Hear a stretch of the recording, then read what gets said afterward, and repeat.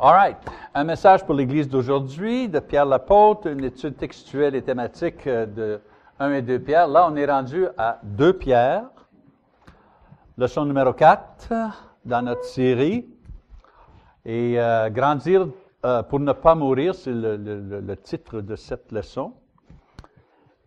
Eh bien, dans la première épître, Paul enseigne l'Église au sujet de la grâce de Dieu et l'effet de la grâce de Dieu sur une personne et comment on peut reconnaître que la grâce de Dieu travaille dans un croyant. Dans la deuxième lettre, Pierre va va traiter d'autres sujets parce que sa propre situation a changé. Je veux que vous imaginez pour un instant que vous êtes celui que Dieu a choisi pour faire les choses suivantes. Imaginez que vous êtes choisi pour être le premier à proclamer la résurrection de Jésus. Et que vous êtes le premier à organiser la première assemblée. Et qu'à vous, la tâche de prêcher aux Grecs pour la première fois. Et aussi de produire des écrits inspirés et de fournir du leadership avec les autres apôtres pour toutes les églises. Maintenant, imaginez pour un instant que vous avez toutes ces responsabilités comme Pierre avait et vous savez que bientôt vous allez mourir. C'est quoi que vous allez faire? Les historiens nous disent que Pierre était à Rome à l'époque et en 67 après Jésus-Christ, il a été arrêté avec d'autres chrétiens pendant la persécution de chrétiens dans cette ville à cette époque. Et comme je vous ai dit auparavant, il y en a qui disent que finalement on l'a exécuté à l'envers, crucifié à l'envers. Il a refusé d'être, il était pour être, vous savez, j'étais pour dire la bonne manière. Il n'y a pas une bonne manière d'être crucifié, mais vous savez, la manière traditionnelle. Et il a refusé d'être crucifié de cette façon parce qu'il ne trouvait pas digne de mourir comme le Seigneur est mort et on l'a crucifié à l'envers. Entre les cas. Il n'y a rien dans la Bible qui dit ça, mais on a certains historiens qui nous disent ça. Peu importe sa mort, il savait que la fin était proche, et il a écrit une dernière lettre aux églises avant sa mort. Il y avait une dernière chance à parler aux frères, un dernier sermon à donner, une dernière opportunité de leur enseigner. Et cette lettre que nous avons de Pierre contient ce que le Saint-Esprit lui a dirigé à écrire dans cette dernière communication à l'Église avant de mourir. Donc, la première chose qu'il a dit, première chose qu'il voulait que les saints sachent, qu'ils se souviennent, et l'idée que nous allons étudier maintenant, on doit grandir pour ne pas mourir. Comme chrétien, on doit grandir pour ne pas mourir. Pierre leur fait penser que le christianisme, c'est un processus, c'est un voyage, c'est une transformation qui doit prendre place. Donc, en chapitre 1, versets 1 à 11, il décrit les changements qui doivent arriver dans nos vies, non seulement pour, vous savez, finir le trajet, mais aussi pour confirmer que nous sommes actuellement sur la bonne voie. Donc, on commence en verset 1. Simon-Pierre, serviteur et apôtre de Jésus-Christ, à ceux qui ont reçu en partage une foi du même prix que la nôtre, par la justice de notre Dieu et Sauveur Jésus-Christ. Donc, il commence à se présenter lui-même et la relation qu'il avait avec, vous savez, ses lecteurs. C'est un apôtre, un messager spécial de Jésus-Christ. Il y avait beaucoup de messagers à l'époque. Il y en avait beaucoup on les appelait des apôtres, vous savez, des messagers, des missionnaires. Mais seulement ceux qui avaient été choisis par Jésus lui-même et qui ont témoigné son baptême et sa résurrection, on pouvait dire que c'était les apôtres de Jésus, sauf que Paul qui a été appelé après. Les apôtres, eux, avaient un appel spécial, Jésus lui-même. Il y avait une expérience spéciale. Ils ont été avec Jésus à travers son ministère. Il y avait une tâche spéciale. Ils étaient témoins de sa résurrection, ce qu'ils ont vu eux-mêmes, un témoignage oculaire. Et il y avait une autorité spéciale. Leurs lettres étaient inspirées par le Dieu même, par le Saint-Esprit. Je veux que vous notez aussi, il sert du terme serviteur, qui démontre son humilité. Oui, c'est un apôtre spécial avec des dons et autorités spéciales, mais la seule chose que ça veut dire, c'est que c'est un esclave à Jésus-Christ. Pas quelqu'un qui se croit supérieur aux autres. So, tout de suite, c'est la façon qu'il va adresser ses lecteurs. Il voit ses lecteurs comme des gens qui sont dans la même situation que lui-même, la même situation que les autres apôtres, des gens qui ont été sauvés parce que Dieu est bon et miséricordieux. Ils ont été sauvés à travers la grâce de Dieu, à travers la foi qu'ils ont en Jésus-Christ qui a été exprimée dans la repentance et le baptême. Maintenant, peut-être il y a un rôle spécial et une responsabilité spéciale dans l'Église, mais il est lié à eux de la même façon que tous les chrétiens sont liés un avec un autre. Tous étaient pécheurs, tous ont été sauvés à travers la foi en Jésus-Christ, rendu possible par la miséricorde de Dieu. Donc, on continue, versets 2 à 4. Que la grâce et la paix vous soient multipliées par la connaissance de Dieu et de Jésus notre Seigneur. So, dans le prochain verset, Pierre offre une bénédiction et après ça, il explique comment on entre dans cette bénédiction. La grâce, vous savez que la grâce, c'est le mot qui fait un sommaire de toutes les bonnes choses que Dieu donne. Je veux encore faire une petite parenthèse ici. Dans la Bible, souvent, les écrivains, ils choisissent un mot et dans ce mot-là, on dirait que le mot, c'est une enveloppe et ils mettent toutes sortes de choses dans ce mot-là. So, Pierre, lui, il sert du mot grâce, hein, la grâce. Et ça, c'est le salut, la vie éternelle, le bonheur, la sobriété, l'assurance. C'est toutes ces choses-là, là, il met tout ça et il compacte tout ça dans un seul mot, grâce. So, quand lui, ici, là, dans la deuxième épître, il dit le mot grâce, bien, il répète tout ce qu'on a discuté dans la première épître. OK? So, j'explique ça pour comprendre qu'est-ce qui se passe ici. Donc, le mot grâce, c'est le mot qui rend un sommaire de toutes les bonnes choses que Dieu nous donne. Et la paix, c'est la sensation ou la condition qu'on reçoit quand on a la grâce de Dieu. So, celui qui a la grâce de Dieu, c'est comment qu'on expérience la grâce de Dieu? Bien, il y a la joie, mais il y a aussi la paix. Pierre, il dit que cette combinaison de bénédiction et de plaisir qui vient de ces choses-là va augmenter en proportion au degré qu'une personne vient à connaître Dieu et Jésus-Christ, son Fils. All right? So, that's the preamble. Ça, c'est la... OK, c'est beaucoup à dire, là. Surtout en français. So, toutes les bonnes choses qu'il nous a données, qui a compacté dans le mot grâce, là, et paix, bien, toutes ces choses-là, on commence à les connaître de plus en plus lorsqu'on connaît Dieu de plus en plus. So, si on connaît Dieu comme ça, eh bien, la grâce et la paix, on a ça. Si on connaît Dieu comme ça, eh bien là, la grâce et la paix, on va la connaître comme ça. OK? All right. Le mot « connaître », encore, ce n'est pas juste un mot « on connaît », vous savez, comme ci, comme ça, là. C'est le mot que j'ai dit avant, une connaissance intime. Ça veut dire une connaissance exacte, une connaissance pleine, profonde. Un degré de connaissance où celui qui connaît peut avoir influence sur celui qui est connu. All right. So, tout ça, c'est tout pour préparer ce qu'il va dire. OK, sur la grâce, les bienfaits de Dieu, l'appel, le résultat de la grâce, connaissance intime. All right, there we go. Verset 3. Sa divine puissance nous a donné tout ce qui contribue à la vie et à la piété, en nous faisant connaître celui qui nous a appelés par sa propre gloire et par sa vertu. So, les humains, eux autres, peuvent connaître Dieu seulement qu'au degré que Dieu se révèle. Si Dieu dit, tu vas juste me connaître comme ça, là, il y a peu importe ce qu'on fait, on ne connaîtra jamais plus que ça. Parce qu'on ne peut pas connaître Dieu, on ne peut pas forcer Dieu à nous donner ça, s'il veut juste nous donner ça, de connaissance de lui-même. OK?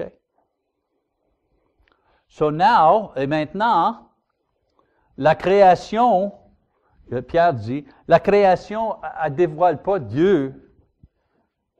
Elle ne nous dit pas ce que Dieu pense.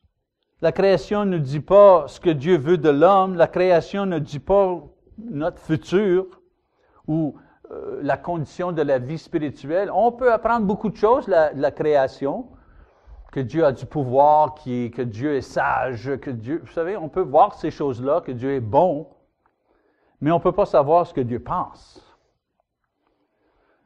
Cette connaissance est seulement disponible si Dieu lui-même se révèle à l'homme. Et l'homme peut seulement connaître Dieu et par conséquent connaître l'expérience des bénédictions et de la paix qui vient de la connaissance de Dieu au degré que Dieu se permet d'être connu. C'est ça que Jésus veut dire en Jean chapitre 17, verset 3. « Voici la vie éternelle, que vous allez connaître Dieu et son Fils Jésus-Christ. » Concernant cette chose-là, Pierre dit que Dieu s'est ouvert complètement parce qu'il a permis une connaissance vraie. Autrement dit, Pierre nous dit, « Ayez pas peur, Dieu, il ne veut pas qu'on le connaisse juste comme ça. Dieu s'est ouvert complètement. » Il dit, « Vous allez avoir une pleine connaissance de moi. Il n'y a pas de limite. » C'est une bonne nouvelle, ça. Je vais vous expliquer pourquoi. Cette vraie connaissance, rendue possible à travers l'Évangile, lui, il appelle ça l'appel. L'appel, c'est l'Évangile, c'est comme ça qu'on est appelé.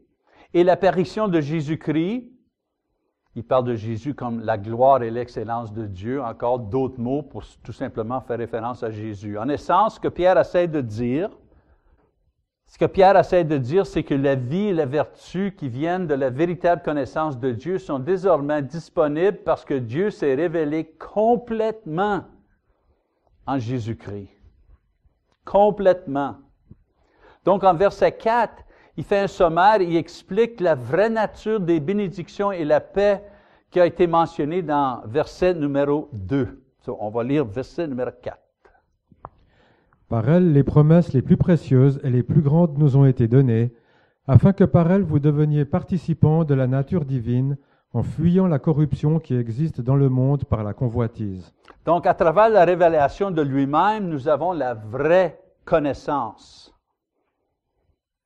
Et nous avons une participation dans la vie divine. Et ces bénédictions nous permettent de s'évader de la condamnation qui va tomber sur tous ceux qui sont ignorants de Dieu et corrompus par le péché et attachés à ce monde. Frères et sœurs, j'arrête d'enseigner et je prêche à ce moment ici, si vous me permettez. On n'est pas ici, nous, là, pour réparer le monde. On n'est pas ici, nous, là, pour sauver l'océan, les poissons, les ours blancs, les vaches. On n'est pas là pour ça. Il n'y a rien pour sauver ce monde. Nous, on est ici, là, pour dire au monde, sortez du monde. Sortez des ténèbres et venez dans la lumière. C'est ça notre tâche. Que les autres sauvent les ours et les whatever, les chevaux, les arbres, qu'ils sauvent tout ça, eux. Ils trouvent beaucoup de confort dans cette idée-là. Je ne dis pas qu'on ne doit pas bien gestionner la création que Dieu nous a donnée, bien sûr. On ne met pas nos vidanges, vous savez, dans l'eau. C'est sûr, ça. C'est d'être une bonne gestion de ce que Dieu nous a donné. Mais ma tâche à moi, c'est pas de préserver l'eau. Ma tâche à moi, votre tâche, c'est de préserver l'âme de l'homme. C'est comme la bâtisse, là, elle brûle, est en feu. Puis nous autres, on est là, on dit, « Hey, vous êtes mieux de sortir de là, parce qu'il y a un feu. Et puis éventuellement, là, vous allez tout brûler dans le feu. » C'est ça notre tâche. Et souvent, tu sais, on pense que le christianisme, c'est, chante 3 cantiques, prends la communion, on a-tu fini, là? Doyle, il va s'arrêter de prêcher. Tu sais, on pense que c'est ça le christianisme. Mais le christianisme, c'est pas ça. Que Doyle ou un autre prêche, c'est pour nous encourager à faire ce qu'on a à faire ici, sur la terre. En d'autres mots, connaître Dieu et Jésus, c'est une grande bénédiction parce que cette connaissance nous permet de s'évader la destruction qui va venir dans ce monde et tous ceux qui font partie de ce monde. Dans les prochains 7 versets, Pierre explique comment que cette connaissance de Dieu est développée. On comprend l'idée. Dieu s'est ouvert complètement pour qu'on puisse le connaître à travers Jésus-Christ. OK, maintenant, comment qu'on peut le connaître? C'est quoi le processus? Comment qu'on fait ça, cette affaire-là?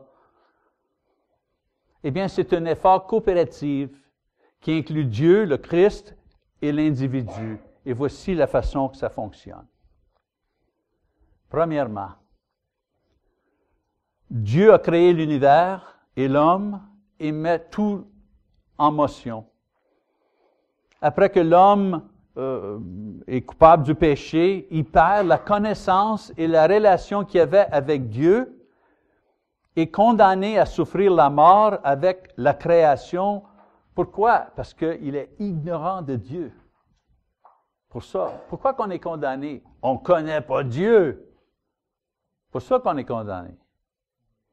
Deuxièmement, Jésus vient sur la terre et il paye la dette morale pour les péchés des hommes qui le permet de nouveau de connaître Dieu et d'avoir une relation avec lui et donc être sauvé de la destruction et la mort que le monde et cette terre va souffrir un jour. Troisièmement, l'homme répond à Dieu et au Christ à leur effort et offre, en recevant de nouveau la connaissance de Dieu et le réétablissement de sa relation une fois de nouveau avec Dieu et le Christ. Donc, en versets 5 jusqu'à 11, Pierre explique la partie de l'homme. C'est quoi l'homme doit faire pour connaître Dieu et comment cette connaissance va changer sa vie. Il explique le processus de développement qui nous amène à une plus grande connaissance de Dieu. Et cette plus grande connaissance de Dieu nous donne une plus grande joie et paix, etc., etc. Ça, on lit versets 5 à 7. À cause de cela même, faites tous vos efforts pour joindre à votre foi la vertu, à la vertu la connaissance, à la connaissance la maîtrise de soi, à la maîtrise de soi la persévérance, à la persévérance la piété, à la piété la fraternité, à la fraternité l'amour. Ça commence avec un effort,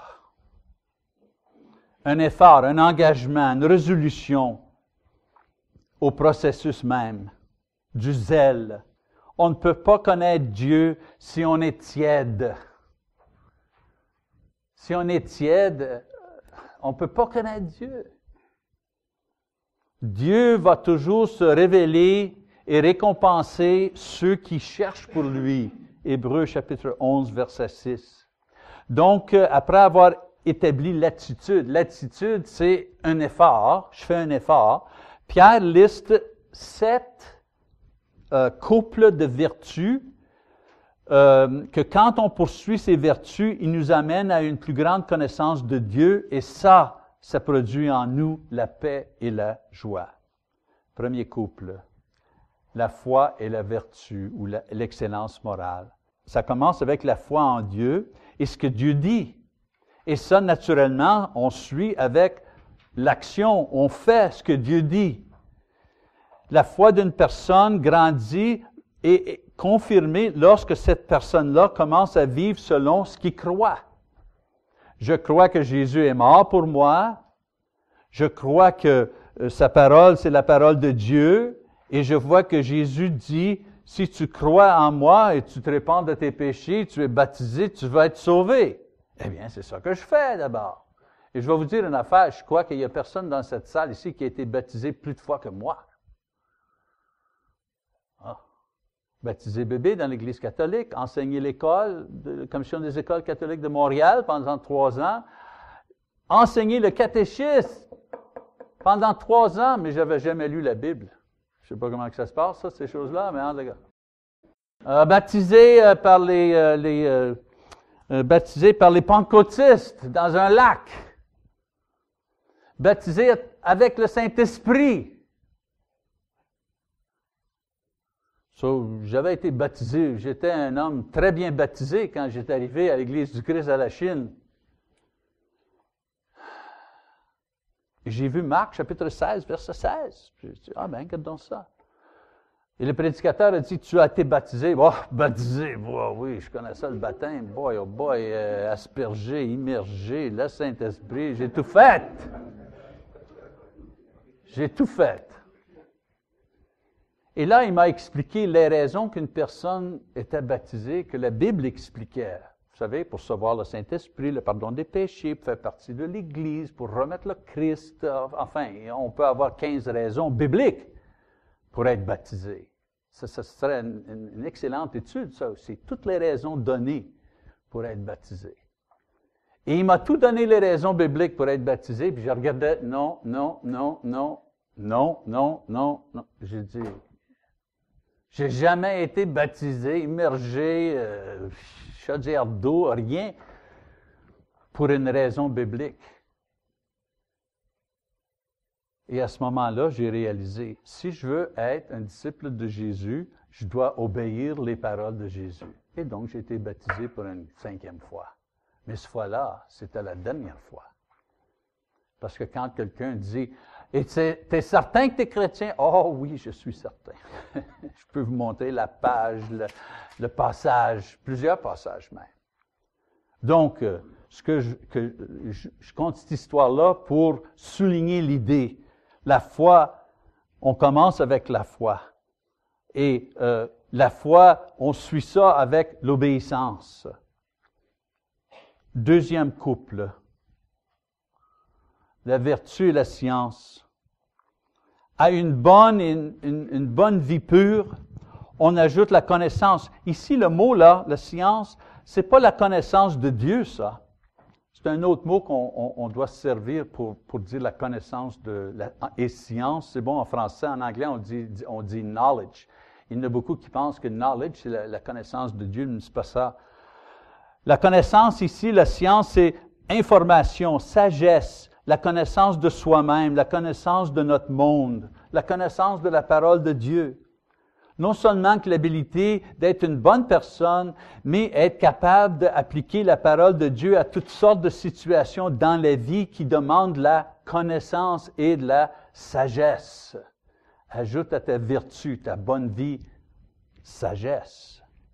Troisième couple. À ta science, la tempérance. À la connaissance, le contrôle de soi. Une personne sage devient une personne prudente. Une personne qui connaît bien les choses commence à comprendre la nature de l'ennemi spirituel et la force de l'ennemi spirituel. On n'a pas, nous, la force de surmonter sur le diable toute seule. Une personne qui comprend, qui connaît, qui se contrôle même, qui contrôle sa langue, contrôle ses pensées, c'est la manière le plus sûre de maintenir non seulement notre foi, mais notre excellence morale. Combien de frères et sœurs ont perdu leur foi parce qu'il n'y avait pas un contrôle de soi-même. Ils aimaient trop leur péché charnel. Quatrième couple, la tempérance et la patience, la persévérance, le contrôle de soi et la persévérance. Vous savez, moi j'appelle ça, en anglais on dit les ABCs, vous savez, les premières choses, les premiers principes de la vie chrétienne. Une fois qu'on apprend ces choses-là, c'est quoi les choses de base dans la vie chrétienne? La foi en Dieu, une vie sainte, la connaissance, le contrôle de soi. Ça, c'est juste les choses qui débutent, ça. Ça, c'est au début, là. On est des bébés, là, quand on apprend ces choses-là. La clé, c'est de continuer dans ces choses-là, peu importe ce qui arrive.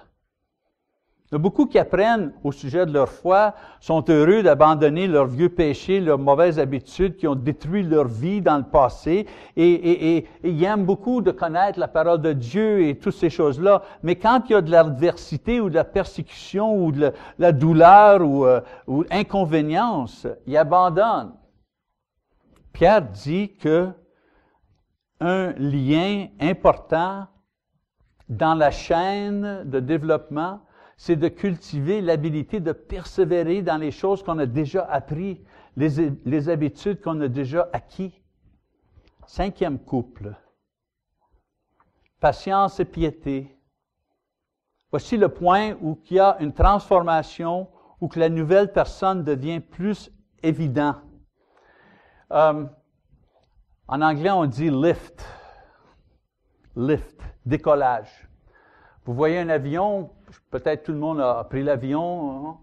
L'avion est sur terre, hein? Puis on part, puis on est à terre, puis on roule. 50 000 à l'heure, 60 km à l'heure, 100, 200. Et à un moment donné, on touche à terre et on va très vite. À un moment donné, on a décalage, lift. Tout d'un coup, on va dans les airs. On n'est plus à terre. Bien, point numéro 5, là, c'est à ce point-là qu'on a lift spirituel. Il y a beaucoup de gens, je vais expliquer. Il y a beaucoup de gens, pour différentes raisons d'entraînement, d'idéalisme, de manque de contrôle, sont sages, sont prudents, sont persévérants.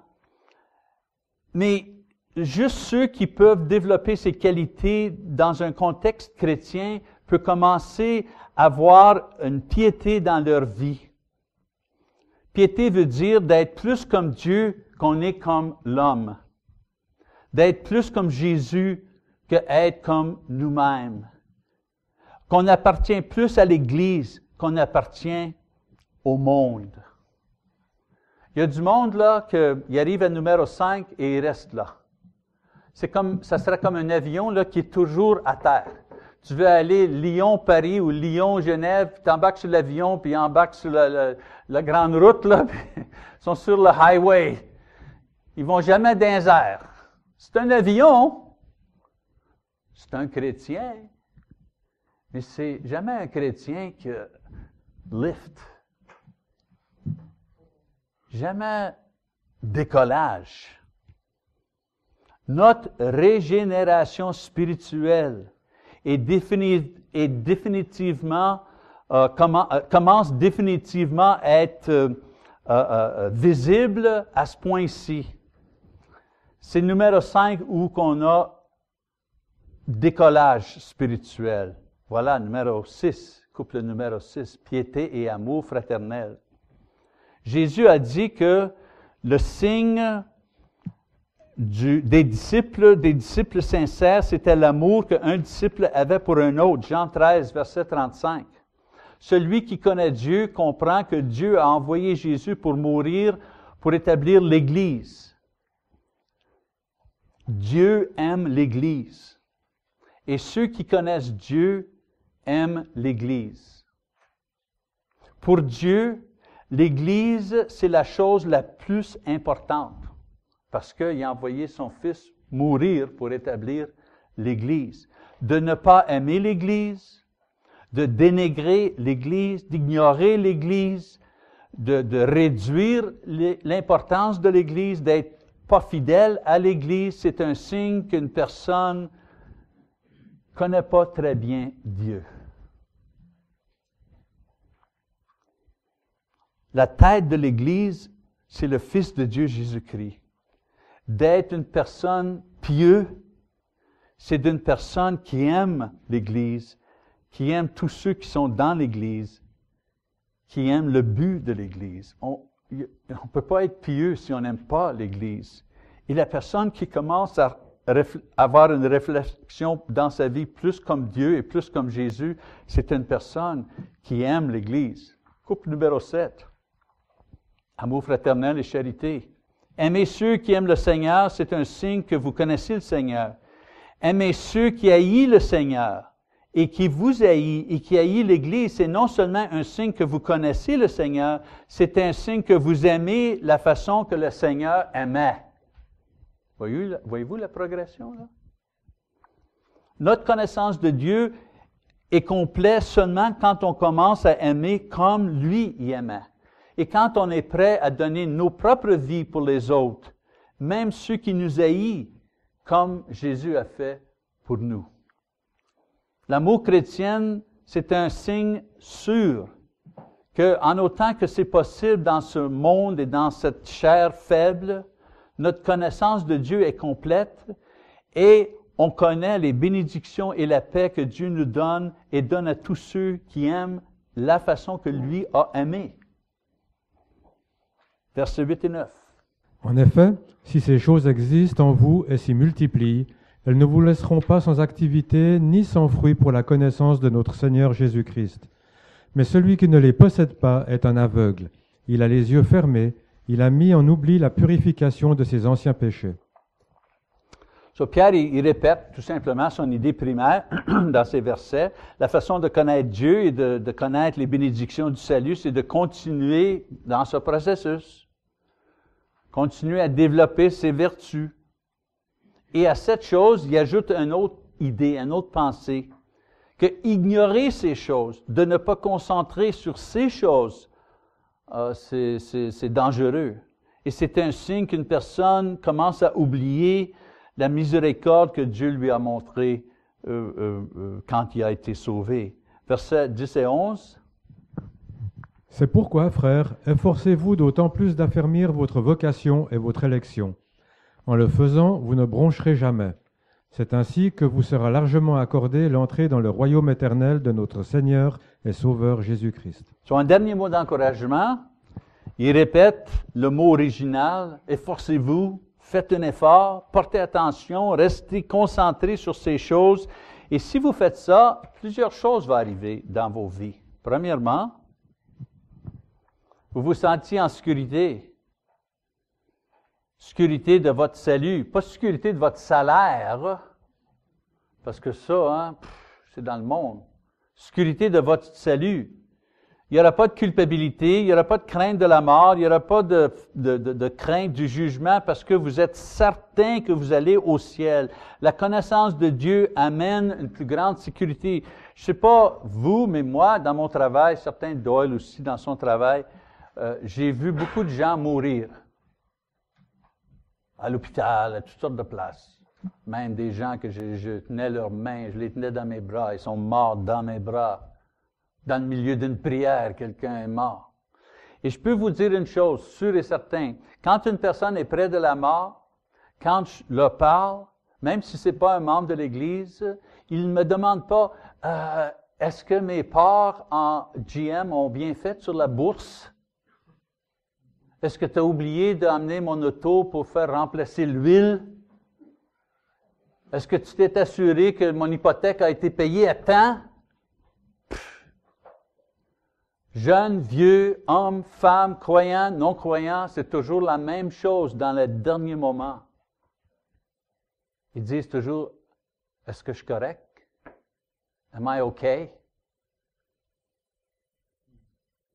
Je suis correct? Je peux-tu partir? C'est toujours ça la question. C'est pour ça qu'on devrait rester focusé, concentré sur les choses que je vous dis maintenant. Parce que ça va tout nous arriver. Et quand on arrive à ce point-là, on veut se dire, Hallelujah, I'm okay. Let's go. Je suis prêt à partir. Deuxièmement, si vous concentrez sur ces choses, vous pécherez moins. Je ne sais pas vous, là, mais moi, là, je suis tanné de pécher, OK? Là, je suis tanné.